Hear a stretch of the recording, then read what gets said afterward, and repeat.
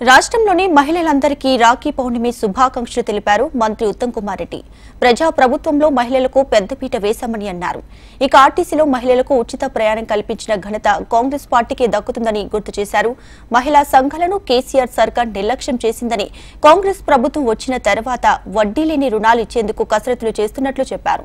మహిళల రక్షణకు తమ ప్రభుత్వం అధిక ప్రాధాన్యత ఇస్తుందని మంత్రి ఉత్తమ్ పేర్కొన్నారు.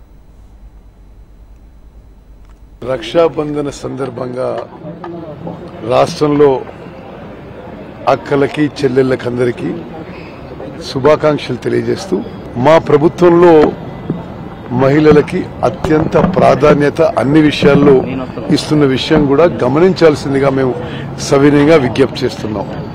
పొన్నం ప్రభాకర్ గారి ఆధ్వర్యంలో ఆర్టీసీలో బస్సులకి ఉచిత ప్రయాణం గాని, మహిళా సంఘాలకి చాలా ఏళ్ల నుంచి కేసీఆర్ ప్రభుత్వంలో నిర్లక్ష్యం చేస్తే వడ్డీ లేని రుణాల విషయంలో ఆ వడ్డీ భారం ప్రభుత్వం భరించడం గాని, అనేక విషయాల్లో మా అక్కలకు చెల్లెళ్లకు మరి మా కాంగ్రెస్ ప్రభుత్వంలో అత్యంత ప్రాధాన్యత ఇస్తున్న విషయం ఈ రక్షాబంధన సందర్భంగా కూడా నేను ఒకసారి గుర్తు చేస్తూ, అదేవిధంగా మహిళల రక్షణ విషయంలో మేము చాలా ఇది highest priority for our government. Raksha Bandhan సందర్భంగా